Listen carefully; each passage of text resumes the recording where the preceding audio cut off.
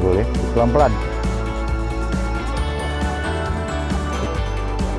Ya.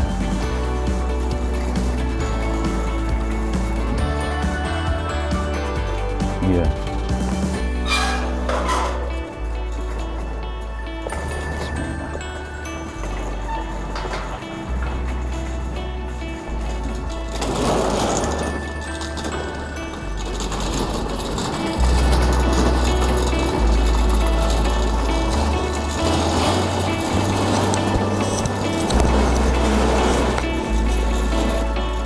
Berarti kita siapkan tempat-tempat ini 800.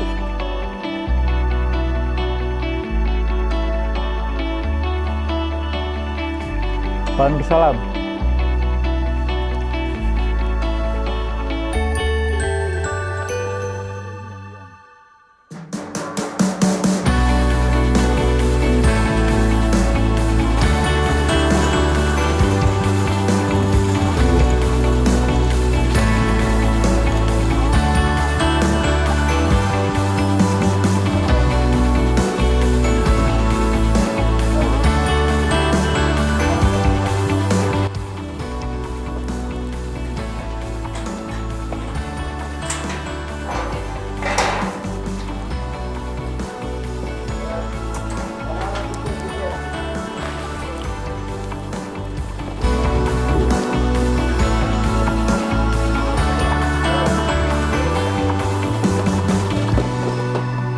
Oke, Bang.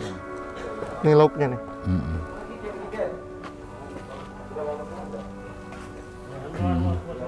Ini ikan apa ya? Ikan nasi. Oh, nasinya banyak nih. Sama itu, sama tempe. Tempe.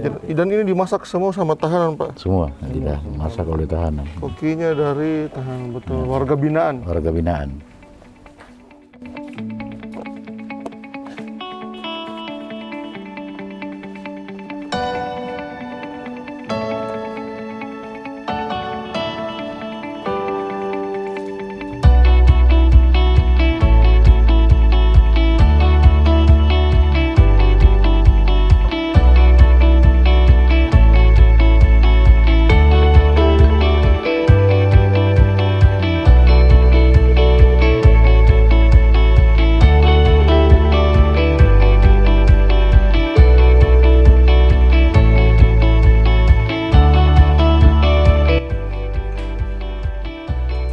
Bisa diarahkan di tempat yang ada lampunya.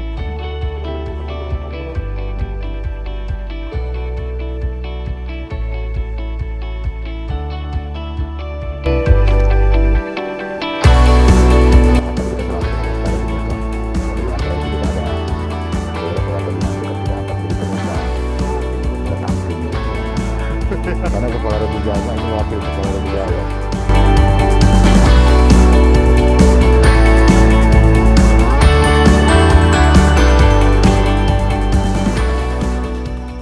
Bisa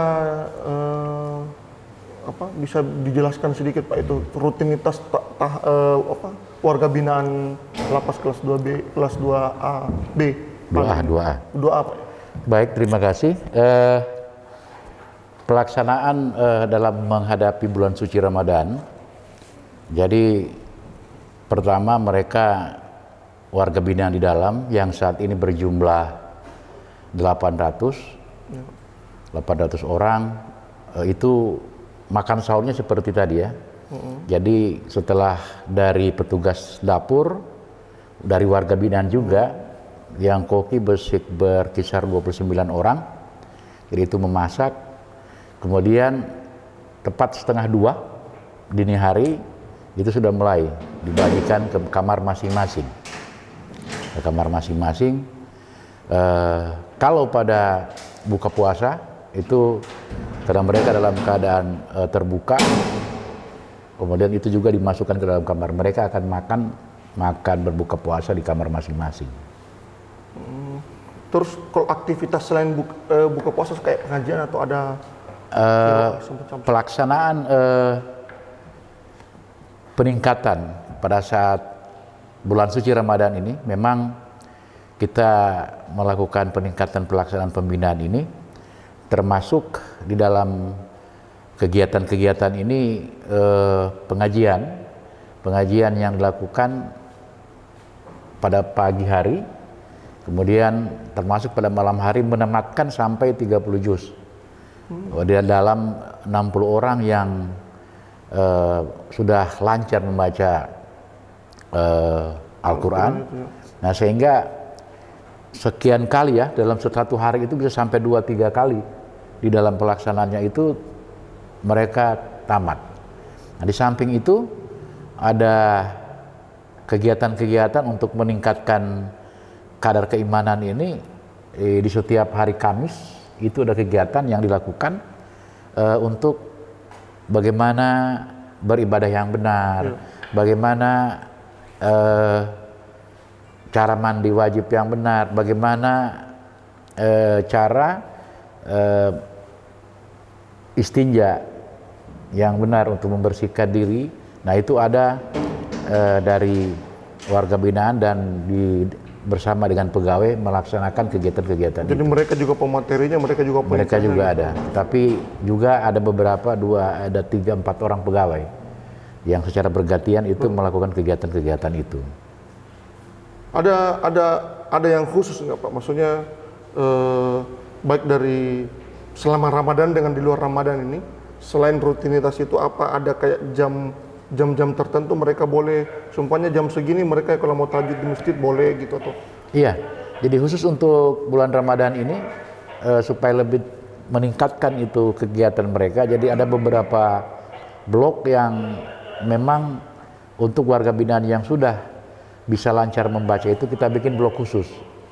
Blok khusus itu mereka sehingga begitu yang lain selesai tarwih, sekitar jam 9 masuk ke dalam, yang lain mereka yang 60 orang ini ditambah dengan badan takmirul masjidnya itu mereka mengaji di dalam setiap selesai sholat witir. Setelah sholat witir. Terus di luar dari kegiatan warga binaan, apa kalau dari pihak pihak pegawai lapas sendiri, apakah ada rutinitas juga yang berkaitan dengan untuk menjangkau mereka dalam hal pembinaan dan sebagainya? Jadi ini memang kegiatan-kegiatan ini dilakukan bukan cuma terhadap warga binaan, terhadap pegawai pun demikian. Jadi ada di seksi pembinaan itu sudah membuat program di antara ini dari kami juga. Di Kemenkumham walaupun dalam kondisi COVID seperti ini dengan menjaga COVID kita akan juga pelaksanaan buka bersama dengan mengundang penceramah yang memang tetap menjaga kondisi COVID itu. Jadi di seksi pembinaan di backup dari pengamanan, jadi sehingga alhamdulillah hari yang ke-5 ini ya semuanya berjalan dengan baik dan itu harapan kita dan tentunya harapan seluruh masyarakat yang ada di Palu, semoga kondisi kita tetap aman terkendali, sehingga tetap sehat, dan tentunya harapan media juga. Saya sangat setelah pengadilan kemarin saya sampaikan di media juga kita butuh ya kerjasama. Apa yang dilakukan sudah kita lakukan dari dalam pembinaan ini tentunya di blow up juga oleh media untuk hal-hal yang memang bagaimana agar supaya membangkitkan semangat mereka. Pak, satu lagi nih Pak, ini Pak soal kunjungan keluarga. Ya. Selama pandemi, apakah untuk khusus Ramadan ini ada juga dispensasi atau semacam kekhususan? Karena masih dalam kondisi seperti ini, pengkhususan kalau di saat pandemi, kalau pada hari-hari sebelum Ramadan itu hanya bisa pertama menitipkan makanan itu dimulai dari jam 8 sampai jam 2. Nah, jadi mungkin saya sampaikan dalam media juga disampaikan kalau ada keluarga, kerabat atau teman yang berada di dalam, jadi pelaksanaan besukan mengirimkan takjil kepada mereka tetap kita layani di depan. Tetapi waktu pelaksanaannya kita sorong dari jam 2:30. Oh, 2:30. 2:30 sampai jam 5:30. Jadi pada sore hari kita melayani semua pembesuk ini jam 2:30 sampai 5:30. Nah, kemudian kalau untuk komunikasi dengan keluarga kita masih tetap menggunakan video call. Oh, video call, betul. Video call yang kita siapkan Kemudian ini akan berkembang lagi dengan ada kita punya ruangan tersendiri dekat ke logo pengamanan itu kita buatkan itu telepon dengan keluarga. Artinya mereka bertelepon gratis untuk berkomunikasi dengan keluarga untuk mengetahui bagaimana kondisi mereka berada di rumah. Jadi tetap dalam pengawasan petugas. Itu pun di waktu tertentu. Iya, ada jadwal tertentu yang dilakukan. Iya. Betul. Yeah. Ini kami berharap rutinitas ini untuk publik ini terus bisa berjalan terus. Ya, amin. Iya, jadi memang untuk kedepannya ini memang dengan kegiatan yang ada di dalam tentunya di samping apa yang kita lakukan pada pembinaan kepribadian melalui pembinaan keagamaan, ada pembinaan kemandirian. Nah, pembinaan kemandirian ini tentunya kegiatan-kegiatan bersifat produktif yang mereka lakukan. Jadi ada beberapa kegiatan yang kita lakukan. Kemarin sudah ada hidroponik, menyerap cuma 12 orang. Kemudian ada pengolahan limbah yang dilakukan itu sekitar 7 orang. Kemudian ada perbengkelan. Nah, tentunya nanti saya berharap juga kepada instansi yang terkait dengan itu, kita punya SDM yang ada di dalam. Betul. Nah, sekarang saya sudah berkoordinasi kemarin dengan beberapa instansi, baru kepada perpustakaan, kemudian dengan UNTAD, Fakultas Pertanian UNTAD ini akan dalam waktu dekat ini kita akan lakukan koordinasi lagi dengan di BLK, sudah tinggal menunggu waktu pelaksanaan. Jadi yang kegiatan-kegiatan yang bersifat memberikan skill pada mereka, tentang kegiatan kelistrikan. Jadi paling tidak mereka sudah bisa mendapat sertifikat. Jadi khusus di hidroponik mereka sudah mendapat sertifikat untuk itu. Dengan Dinas PU kemarin juga sudah dilakukan dekonstruksi. Nah, ini mungkin harapan kita semua, bagaimana pemerintah daerah yang notabene adalah juga warga masyarakat Palu, Sulawesi Tengah, itu punya andil juga.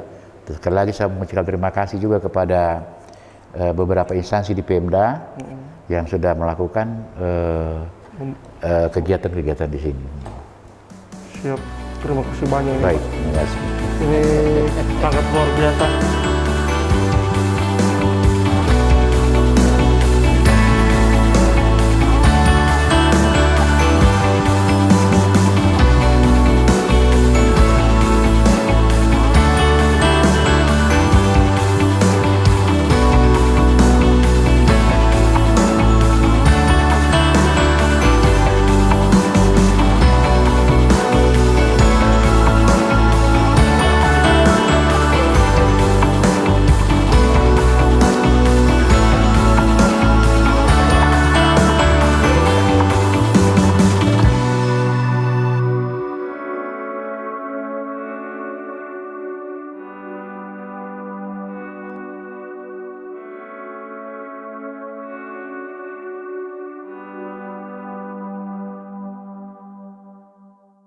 Terima kasih sudah nonton.